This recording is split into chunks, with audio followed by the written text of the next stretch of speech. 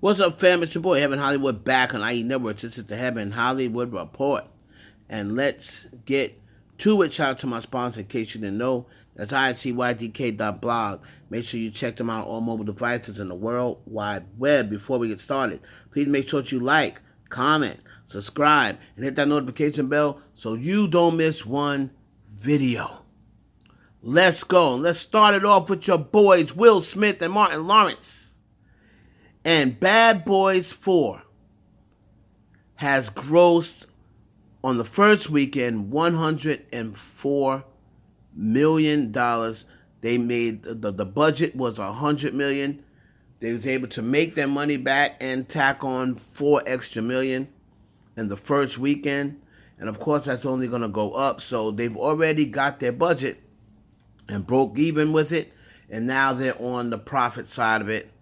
A lot of great reviews from it. Some people were saying it was the best installment yet.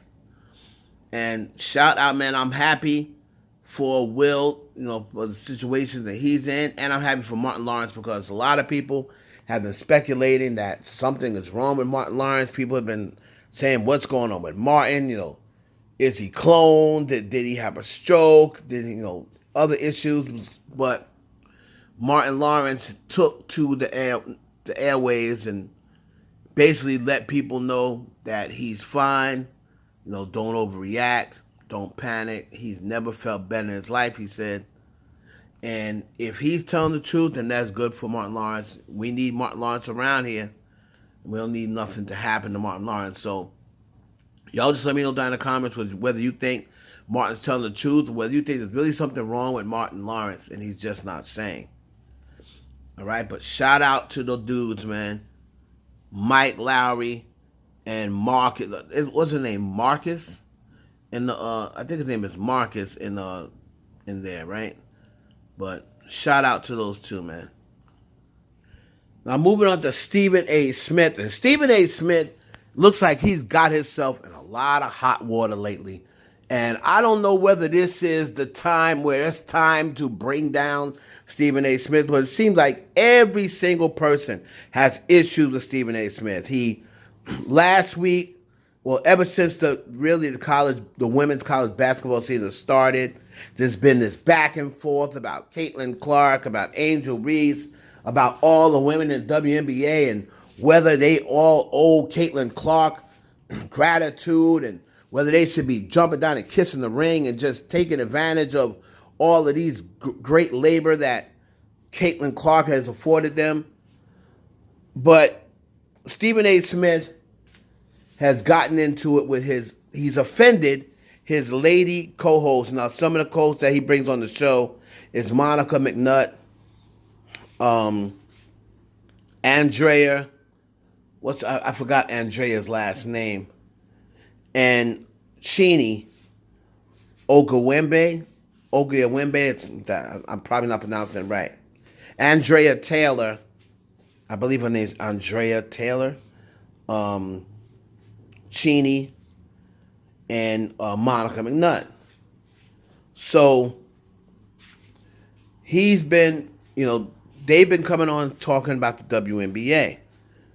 And Stephen A. Smith has been on, the time he's been on is, he believes the women should be grateful for what Caitlin Clark has done. The game has not really been talked about like this until Caitlin Clark, right? And some people look at that as, okay, that's a fact. But more and more, I believe it was Monica McNutt who initially sparked it by telling him, well, you got a big platform. They were talking about women basketball, and he said, well, you got a big platform, and to be honest, you could have been talking about it, but you didn't. It's only now that you're talking about it, but you could have been talking about it with your platform, and you probably could have helped them.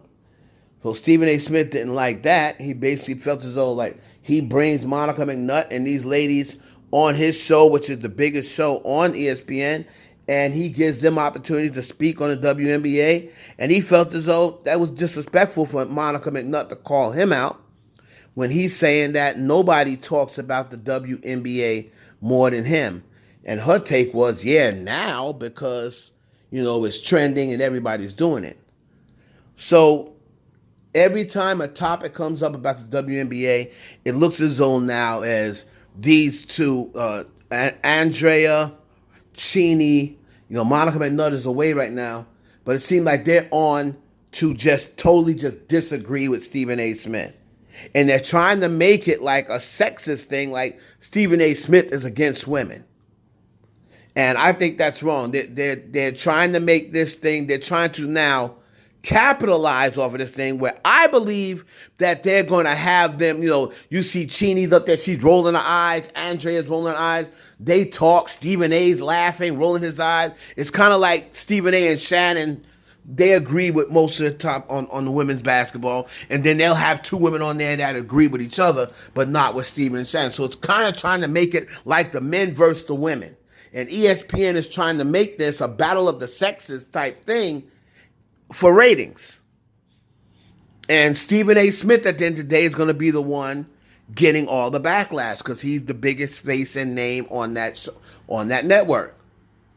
So I just think that's corny. I think ESPN is doing Stephen A. a disservice by making him seem like the bad guy in all these debates and arguments. And then he's also in hot water. What happens is it has a trickle-down effect because now he said that he doesn't feel as though Will Smith gave us the proper conversation as to why he slapped Chris Rock. So Stephen A. Smith said that he's still not over Will Smith smacking Chris Rock. And then he caught a lot of backlash behind that. Then he came back and kind of like said, Charlie Mack called me, and he kind of backpedaled a little bit. And so what we're going to do is let you hear Stephen A. Smith's initial comments about Will Smith, and we're going to let you hear his, a kind of sort of apology to Will Smith. And y'all let me know what you think about that. I believe that they are setting Stephen A. Smith up because I think they're trying to get rid of him. He's got his own podcast. He's the highest paid on there. He's got a lot of power. I think they're trying to get rid of Stephen A. Smith and trying to set it up to where it seems as though, the people at ESPN don't want him no more, or he's offending the women and we can't have that. I hope that is not true, because if that network loses Stephen A. Smith, those ratings will drop. I can guarantee you that. So let me know down in the comments what you think about all these topics. It's your boy Heaven Hollywood for the IE Network. We'll catch you on the next one. When we use the word forgivable or forgiveness, that's for Chris Rock to deal with. It's his call. He could have had the man arrested that night and insisted to the LAPD that not be the case. Could have pressed charges thereafter and insisted on not doing that to Will Smith, not making the incident any bigger than what it was. Yes, he came out with his own flick for next fix, got about $20 million for it. After taxes, he probably walked home with about $6 million. But Chris Rock is damaged. In the day and age of mental illness or traumatic incidences that affects one's mind and psyche and what have you, yeah, you might see him at Knicks games. Yeah, you might see him still going about the business of performing on tour or doing his job or handling his business. Chris Rock will never get over that. Ever. Will Smith apologized. I'm not saying he even has to apologize.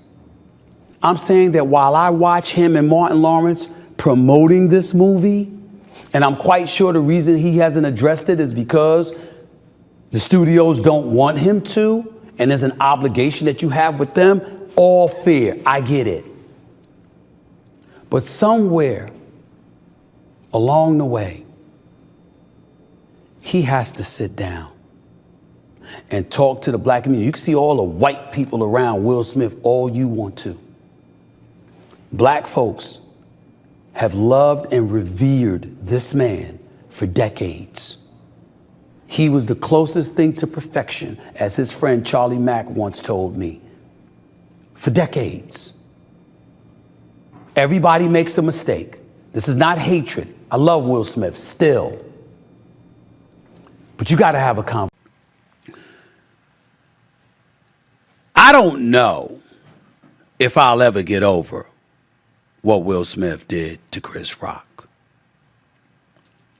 But that doesn't mean I have to. And it doesn't mean that it's a license for me to negatively impact Will Smith. Will Smith slapping Chris Rock was a devastating thing. I'm not talking just for Chris Rock, who's a friend of mine. I'm talking for the black community because obviously Will Packer was the first black producer to be doing the Oscars in its history. And that was a devastating blow to him. Will Smith came out with Emancipation a year later for Apple and all of that stuff. Will Smith was sensational in that movie. So was Antoine Fuqua, the esteemed director and producer extraordinaire. One could easily argue that both of them would have won an Oscar for that, and that Will slap cost Will Smith and Antoine Fuqua an Oscar. That's what I was thinking about. I was thinking about black folks everywhere aspiring to be in this business, aspiring to succeed, and something like that happens and it was a blemish on all of us. Because I know how much white America reveres Will Smith. And the thinking along the lines in my mind was, hell, if he did that, what would the rest of us do? There are certain things that happen in the lives of an individual where those incidences are used as a license to castigate the rest of us. And that's what I was thinking about when I said what I said Friday about being torn as to wanting to go see the movie but not wanting to see Will Smith. I wasn't encouraging anybody else not to do it. I was just saying that I was having trouble dealing with it.